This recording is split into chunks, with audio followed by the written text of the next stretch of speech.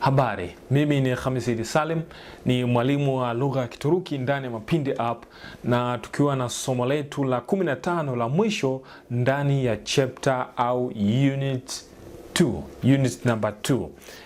Unit number 2 ina masomo jumla 15. Kwa hili ni somo letu la mwisho. Somo letu la mwisho hili tunaweza kulifanya kwa aina fulani. Sawa? Aina fulani tukisema umeshajua uko wapi, kujieleza nini hivi na hivi, kujiuliza maswali, kuyajibu. Sasa hivi tunataka tuende tu kama somo la kufungia. Sawa? Kwamba unatakiwa ututambulishe rafiki yako wa karibu. Sawa? Rafiki yako wa karibu umtambulishe, tumjue, ana miaka mingapi, anafanya kazi gani, yuko wapi, nini na nini. Umeona? Nukta ambazo unaweza ukazitumia katika kumtambulisha rafiki yako huyo ni maswali ya mnyumbulisho, maswali ya utambuzi. Kim, yeye ni nani? Kim, yeye ni nani? Bana, yeye ni mwanafunzi, unashajua namna gani kusema yeye ni mwanafunzi. Yeye ni mwalimu, unashajua mwalimu nini. Yeye ni polisi, ni daktari. Yote hiyo. Kwa hiyo unaweka Kim, unaweka afu unamalizia na sifa yake. Sawa. Alafu nukta nyingine muhimu, kaç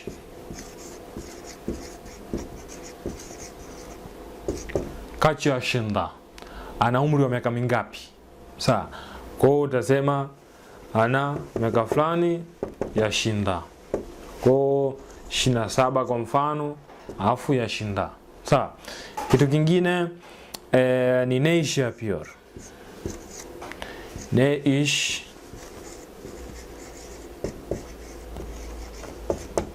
iş yapıyor? Anafanya kazi gani? Ne iş yapıyor? Yapıyor anafanya. Ish ni kazi, ne ni nini. Anafanya kazi gani? Anafanya kazi ipi?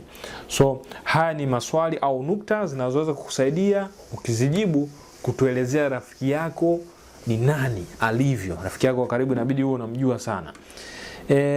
Nasıl bir insan? Nukta nyingine. Nasıl bir insan, kwamba ni mtu wa aina gani? Ni mtu wa aina gani? Ni mtu mwenye furaha, ni mtu mwenye bughdha, ni mtu mwenye kupenda matani, maskhara, vitu kama hivyo. So utaweza kumuelezea hapo kwa mfano çok komik bir insan, kwamba ni mtu wa aina ya tunasemaje, funny, so funny. Yani comic ni mcheshi sana, yani kuchekesha nini na nini hivyo, matani mengi sana. Au kitu kingine unaweza ukasema kwamba ukampigia simu, anaishi wapi? Nerede yaşıyor?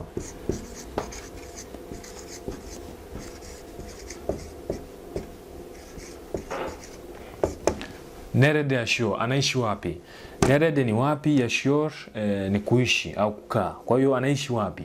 Kwa swali hili ukitujibu linaweza kaa unaongeza, kwa mfano anaishi Mbezi. Anaishi Mbezi, si ndio? Mbezi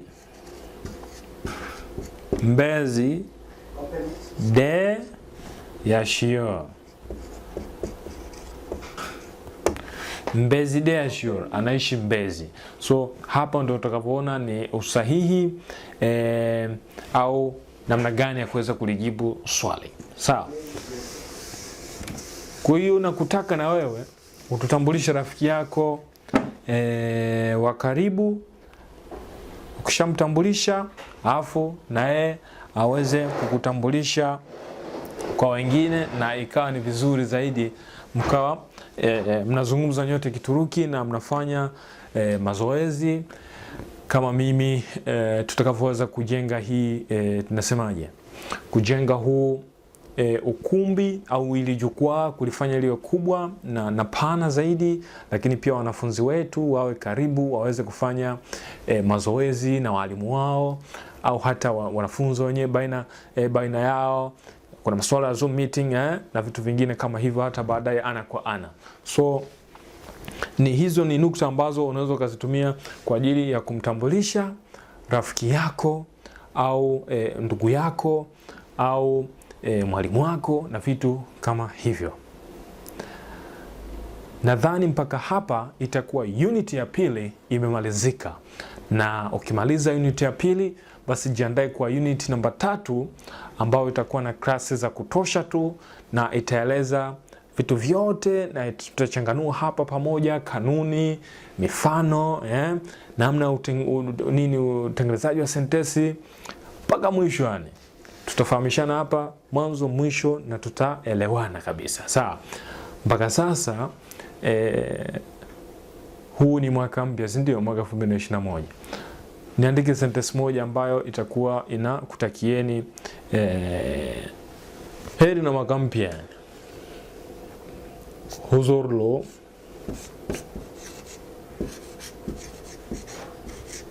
Huzurlu sağlıklı,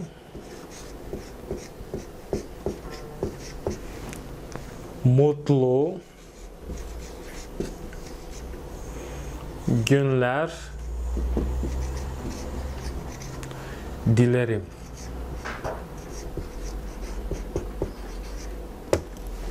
Sawa.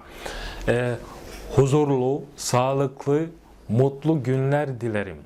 Ninakutakieni masiku yenye amani, yenye afya, lakini pia masiku ambayo yana furaha. So uwe ni mwaka wa mafanikio kwenu. Mimi ni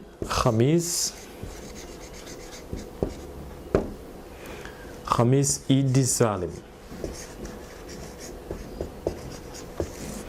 mwalimu wa Kituruki ndani ya Mapindi app. Hoşça kalın, iyi akşamlar, görüşmek üzere, kwaherini sana. Elimu kiganjani, tukutane baadaye.